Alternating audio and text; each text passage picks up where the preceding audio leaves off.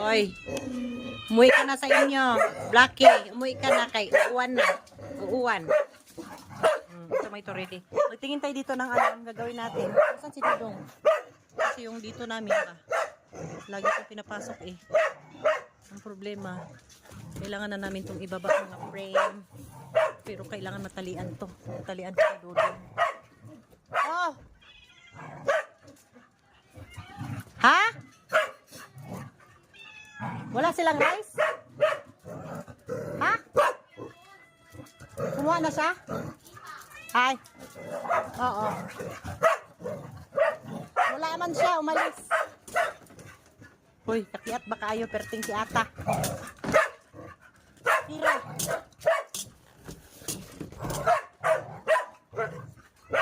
Kailangan matalian to. Kaganyan na siya. Oo, kakain kayo. Wait lang. Wait a minute.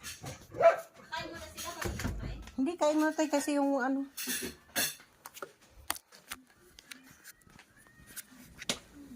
Ready na tayo mag-reading. Dapat yung bahay nyo dyan, nakaano palagay. Nasa na yung tira. Gutom na sila. Hindi magsigikiyat-kiyat na. Okay.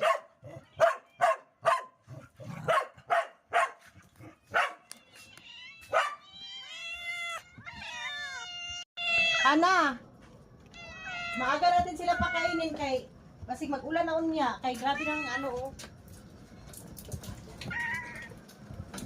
Taga muna sa akin bago magkain. Halika na.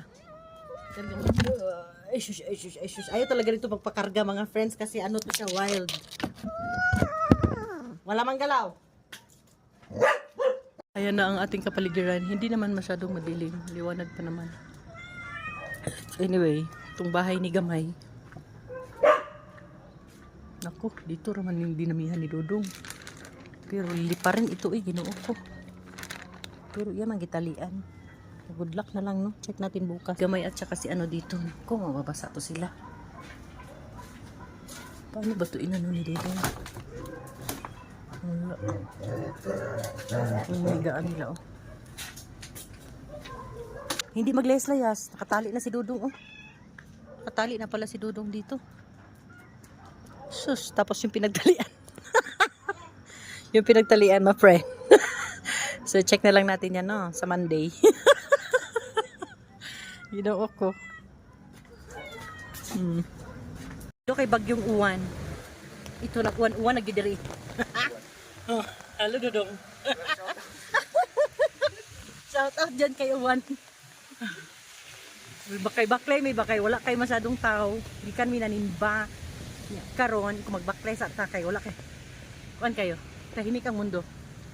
Kaya nanghadlok din sila, no? Pero in fairness naman, thank you Lord nga mukhang ano naman dito. Ayos naman ang pakiramdam ng langit, hangin at lupa. Dito kami maglakad-lakad. Si Hannah Lane. Tignan namin. Time check is ano, 6:45. 6:45 pa lang, my friend, pero parang alas 11 na ng gabi. No? Kasi walang jeep.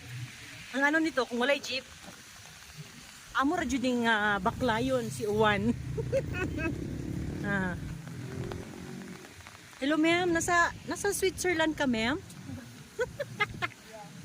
Outfit check, pa-check na outfit. Switzerland.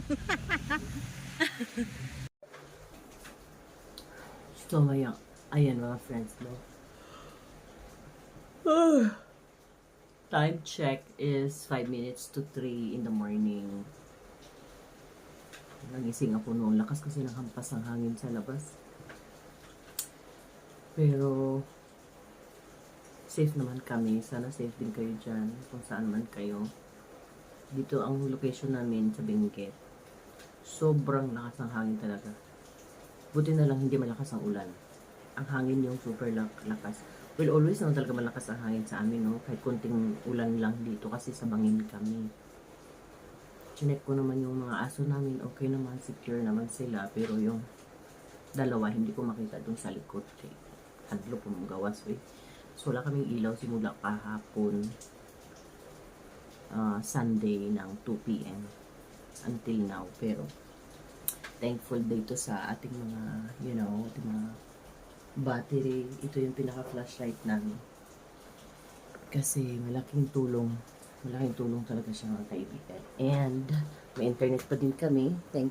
Thankful din kay PLDT. Dahil kahit sobrang lakas ng hangin, hindi nawala yung signal. At paano kami nagka-internet? Ito. Ayan, my friend. Kaya very important talaga ito, mga kaibigan. Ito yung sinasabi ko na dapat nag-invest kayo nito. Meron kayo dapat nito. Medyo pricey siya, pero worth it talaga. As in, ito, nakakatulong talaga to sa internet natin. So, yan po yung gumagana ngayon sa internet natin, mga kaibigan. Ito yung ginagamit natin. Ano yan nga? Naka-charge din yung bulb. Ayan. Kanina pa namin to ginamit. Simula pa to alas 7 ng gabi. O, diba? 84%. Nag-charge na rin ako ng cellphone, pati yung anak ko dyan. So, that's really worth it. Worth it talaga yan. And ito, mga kaibigan, this is our portable power station. Ginagamit ko to sa work. Nagkataon ngayon, buti na lang day off ko naman ngayong araw na ito. So, nagamit ko to kanina nung nag-run out alas 2 ng hapon sa aking laptop and desktop. So, may flashlight siya. May flashlight. And yun, saksakan ng laptop or desktop.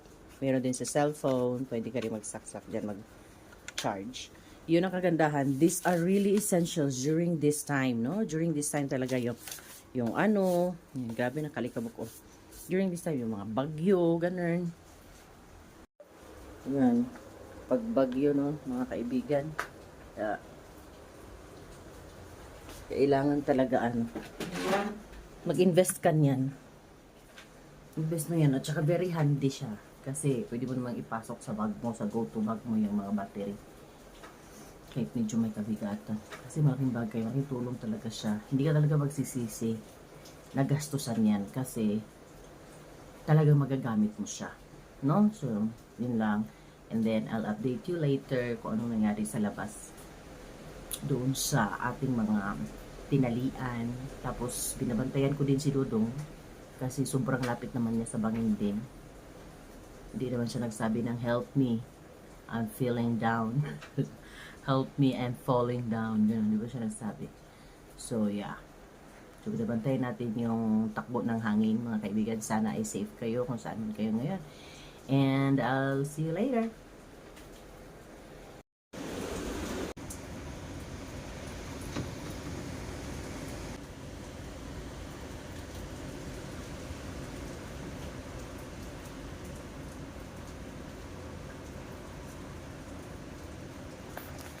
Morning, Akira.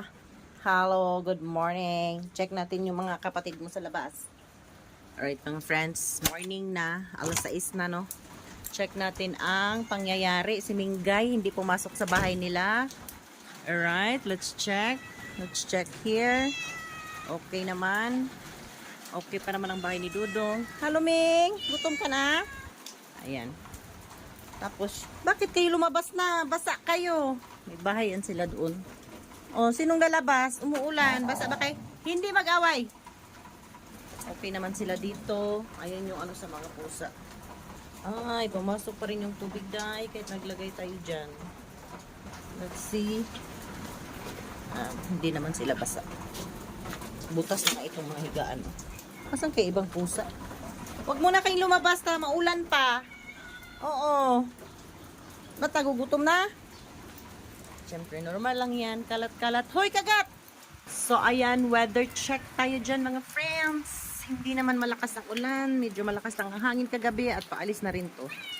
And let's check our other dogs. Mamaya, bibigyan ko kayong pagkain. Ang dami nyo pang pagkain dyan, oh. Oh. Ay, sus! Nabasak na. Ito po ating kapaligiran. Oh, no! Alo! Huwag muna kayong lumabas dyan muna. Hindi naman sila nabasa. Okay naman. Lumipad lang ito. Ayusin natin. Hindi kayo lalabas. Kasi si Bulag mapunta yan sa bangin. Ayusin natin yung mamay. Lalabas ka? Yung kay Dudong, okay pa naman. Kanyang pinagtali-tali dito. So this is still working. Tulog pa si Dudong. Ito kasi yung hideout ni Dudong. Alright. Tapos ito, yung pinagtatali-tali ko. Okay pa. Buti natin ang tali natin, my friend. Pero it's working, no? Hindi siya nilipad. Alright. Malakas pa rin ang hangin. So, ayun mga friends, wala pa rin tayong ilaw ngayon. At shoutout naman sa ating mga, sa ating mga Beneco staff. Sa Benguet Electric Cooperative na talagang parang wala silang tulog. Simula kagabi pa sila nag-aayos ng mga nasirang mga poste. So, yun lang. Okay naman tayo. Sana okay din kayo dyan at hindi kayo masyadong napiktuhan ng bagyo. Ingat palagi. I'll see you next time. Bye! Good morning, good morning. Today is Tuesday na mga friends at nagtataka ako kasi wala na yung bagyong uwan pero ang lakas ng hangin dito sa amin. Parang ngayon parang mas may bagyo pa nga kagabi kasi si bagyong uwan nag-exit na siya sa area of na Philippine area, di ba? Pero I don't know, maybe that's the kuan. Hindi ko alam kung ano, basta ang lakas ng hangin. Although hindi naman sobrang lakas ng ulan, pero ang lakas ng hangin, syempre wala pa rin kaming ilaw. So yun, Tuesday ngayon, tomorrow I will have duty. Kaya sana magka-ilaw na no. Anyway, update ko lang kayo dun sa ginagamit naming sa wifi namin na battery or power bank. Nayaan ko ng wifi lang naka-charge dito. So sabi ko ka diba, since Sunday ng alas 2 ng hapon, wala na kaming ilaw. So ito, ginagamit na namin to since Sunday ng 2 p.m. Today is Tuesday na ngayon ng 9:20 a.m. So, yan pa rin ginagamit natin. Buhay na buhay pa rin siya. So, naka-charge po dyan nung Sunday ng gabi nag-charge kami ng cellphone at saka kahapon. So, ngayon, starting nung kagabi, hindi ko siya chinarge ng whatever cellphone. Ito na lang. So, meron pa tayong 19% na natitira para sa ating wifi. At sabi ko, sige nga, i-try ko na mag-zero out siya. Like, 0%. Kasi meron naman ako yung backup, yung power bank ko. Doon ko rin to i-charge yung sa wifi. Tapos ito, doon ko i-charge din itong power bank doon sa power supply namin. Titignan ko kung, gaano, hanggang saan siya mag-last. So, Sunday, Monday, Tuesday ngayon, di ba? So, try natin. So, this is the first time na makikita ko talaga kung gaano katagal natin magamit itong power bank na 70,000 mAh super fast charging. Alright. So anyway mga friends, pamakita naman natin. This is my area nga pala no, itong blue. So ayan na po yung si Typhoon Uwan, yung mikot-ikot na yan. So ano na siya no? Labas na talaga siya sa ating area of responsibility. And today is Tuesday, November 11. Ayan. 9:24. So tignan natin kung mayroon pang parating na bagyo. Well, I guess it's only 3 days. Siguro 2 days lang yung magpapakita dito sa Zoom. Sa mga gustong kung ano tong app na tine-check ko, Zoom po ang pangalan niya. Pwede nyong i-download and it's for free. Ayan.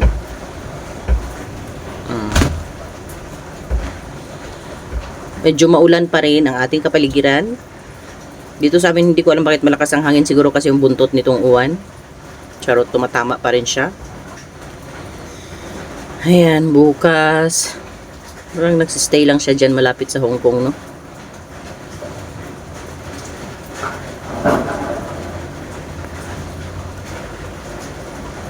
Anyway, i-forward na natin.